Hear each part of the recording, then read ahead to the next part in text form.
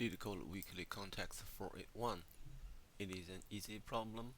Question number 1. Mirror distance of an integer. We want to do 3 steps. First one, to get a reverse of this number n. And second, we're gonna do a subtraction. Third, then we do a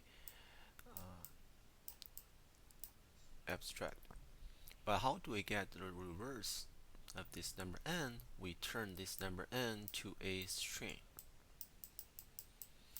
Reverse the string, turn the string back to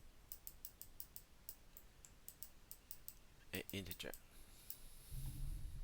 That's how we solve this problem.